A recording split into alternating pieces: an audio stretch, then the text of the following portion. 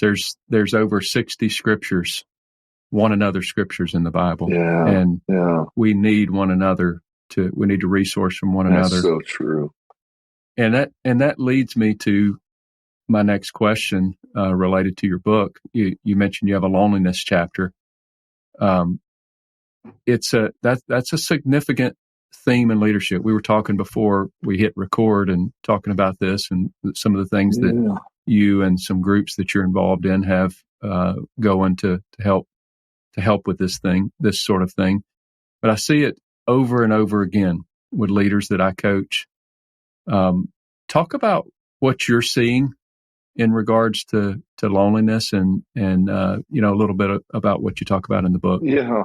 And I'm going to take a little different path here in a second, but then I'm going to bring it back around.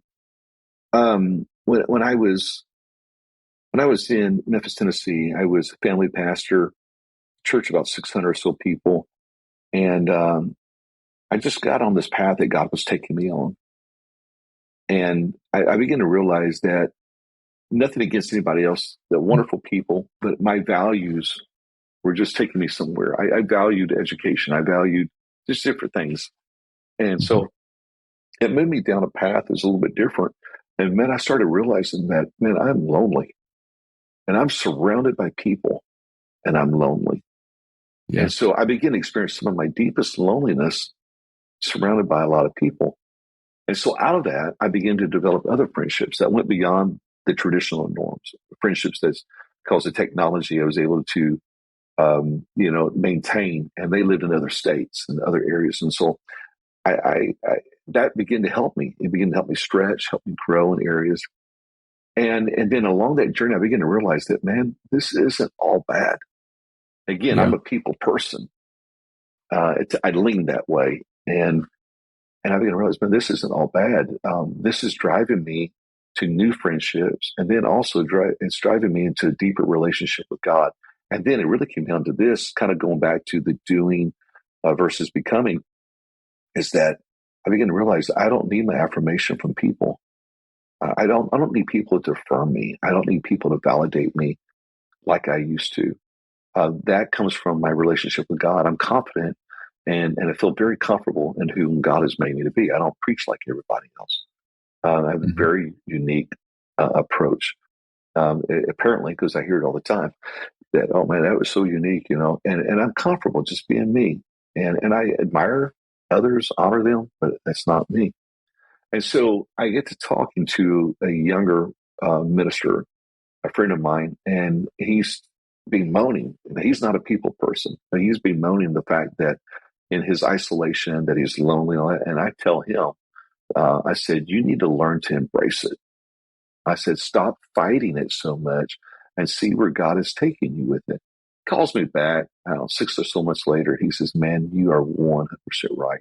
And it's all about this validation and affirmation. And he began to find that more in what God was doing in his life. So that's what that main focus is. And I write also about affirmation, but that particular chapter, I'm focusing a little bit more on embrace it. But then I turn right around and I write, don't walk alone. And so, yes, there's a certain amount of, you're going to lead and you need to be okay with some loneliness. Not everyone's you're not going to be able to have a conversation with everybody about everything, that you're going through. There may be a select few people, but you should never walk alone. Get someone, walk with somebody. And so they kind of balance each other out between the two. So I know that there's a lot of dynamics involved with burnout, but would you agree or disagree? Fine if you would disagree, but loneliness is the number one cause of burnout, in my opinion. Yeah, I think that loneliness has a major factor in it. And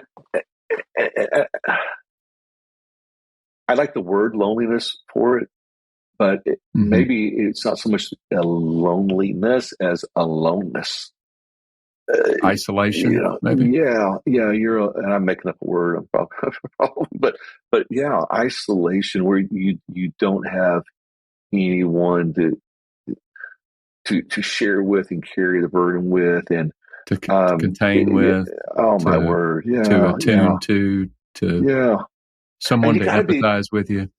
Yeah, and you need it would be helpful to understand differences in people's personalities when it comes Yeah. to that, because many years ago, I was going through a rough season, and I reached out to one of my closest friends, and it was like he didn't empathize with me, and I'm like, dude, I thought you were my friend, I need somebody to talk to, and so I had another friend, and I reached out and called him, and he actually helped me walk through this season, and but he was an S. He's a steady supporter. He's a great listener, and I would just talk and talk, and I'm trying to maneuver through everything by talking it out. And it dawns on me later that, wait a minute, my friend that I'm trying to pour all his feelings out on, he's a dominant driver, man. Dominant drivers, they don't have any feelings. They just go out and make everything happen. And that's not true. They actually do have feelings, but his personality is not as such, and so. Goes back I to will the body. say this. I agree with you that would be a natural instinct for a dominant driver person, but it can be learned. And I'm absolutely a person that has learned it. It's not easy, but it is. I do an assessment with the leaders that I coach called a CDR. And it rates their interpersonal sensitivity. Well, obviously, I've done it myself in the past, and I had a 9 of compassion out of 100, and I'm thinking, wait a minute, I'm a pastor, and your wife I says, counsel people, and your wife says, I've been trying to tell you this. My wife is 100%, so we're complete opposite in that. I love it. But I love but it. It's so it can be learned, and it's necessary. I think to an extent, and that's one of the things in my book, that chapter that I have written is increasing and utilizing the power of empathy in a leadership role, but it can be learned. Absolutely. And I would have to say, my experience with dominant driver is that there is a place that is huge. You just don't see it. And that is, they are the champion for the underdog. If there is a need, there's a challenge, there's a problem, man, you want a dominant driver on your side, man, they will make a way. They will figure it out. They love the challenge, and they'll come to your rescue. And from that standpoint, man, that is a huge part. And I think I want someone not just to, cry, lay my head on their shoulder or pat me on the back, but I want someone to come alongside me and help make this thing happen. And man, they can make it happen. Out. Yeah. Oh yeah. And they can do that. So I have grown in my appreciation. And I talk a lot about the DISC, but whatever it is that you're looking at, if you don't even like personality assessments, just whatever it is, there's enough scripture that lets us know that there is a difference in how God made us. And I have a new appreciation for the body.